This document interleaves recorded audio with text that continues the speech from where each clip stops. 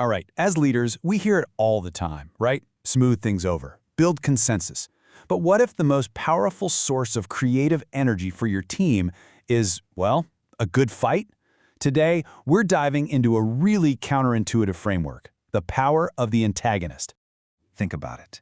In a world that is obsessed with collaboration and harmony, what if the key to your next breakthrough isn't finding agreement, but finding a worthy opponent? Now, that one question, it kind of flips decades of leadership advice right on its head. And you know, that obsession with harmony, it leads straight to this really subtle but powerful problem, one that a lot of leaders fall into without even realizing it. We call it the harmony trap. You know the drill. From business school all the way to the boardroom, the message is always the same. Great teams collaborate. The goal is always that win-win. We're trained to de-escalate any conflict and just create a positive, harmonious culture, no matter what. I mean, it sounds perfect, doesn't it? But yeah, that's the trap. Because an environment that has zero productive tension, it can get, well, stagnant. Without something clear to push against, your focus gets all fuzzy, motivation starts to dip, and that real drive for innovation, it can just slowly fizzle out. The absence of a good fight can actually make you weak. Okay, so if constant harmony is the trap, how do we get out? Well, we need a framework that completely turns this problem on its head. The solution isn't to run away from conflict. It's to find the right kind of conflict by bringing in a really unlikely ally. Okay, this is super important. We need to completely redefine what we mean by antagonist. This isn't about some personal enemy, okay? Think of it like a strategic tool. The antagonist is a rival, a critic, or even just an old idea that gives your work a sense of purpose. It's not a threat you need to get rid of. It's a gift that channels all your team's energy. And check this out. This quote from the legendary boxing trainer Freddie Roach just nails the human side of this idea.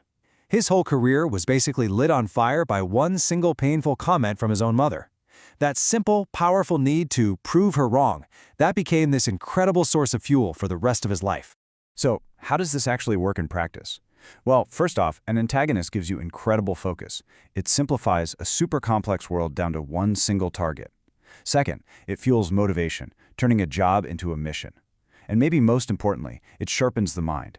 The attacks from your rival are like free consulting. They show you where you're weak and force you to get better. And when you put it side by side, the difference is just wow. On one hand, without an antagonist, you risk just slowly sliding into complacency, just kind of guarding what you've already got. But with a powerful antagonist, you create this productive tension. And that tension, that's the fire. That's what drives that sharp focus, that high motivation, and ultimately the breakthroughs we're all looking for. Okay, this all sounds great in theory, but as a leader, how do you actually do this? Let's get into the playbook. Let's talk about choosing your fight. All right, here are 4 key rules to keep in mind. First, you've got to choose your enemy wisely. A weak rival isn't going to inspire anybody. Second, you should actually encourage what's called a loyal opposition inside your company to poke holes in your ideas. Third, you've got to learn to turn criticism into fuel. And finally, really lean into that underdog story. It is a super powerful narrative for your team and your customers. Now, of course, you need some guardrails here. This whole strategy goes off the rails fast if it turns into a personal vendetta. The focus has to always be on the work. And look, inventing some fake, weak strawman enemy, that's pointless. And finally, you have to be smart enough to know when a fight is giving you energy versus when it's just draining everyone. Okay, so take a second and think about your own world. Who is your antagonist? And remember, it doesn't have to be your main competitor.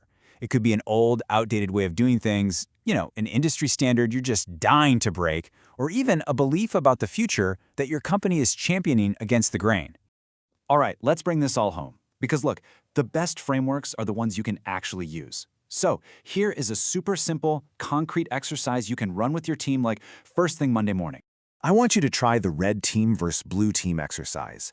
For your next big project, split your group into 2 teams. But don't just ask them to collaborate. Frame it as a competition. Tell them their goal is to defeat the other team by building the absolute best solution. By setting up this healthy but, intense internal rivalry, you're not actually creating division. You're creating energy, you're creating focus, and you're going to get a much more rigorous final product. You're harnessing the power of the antagonist.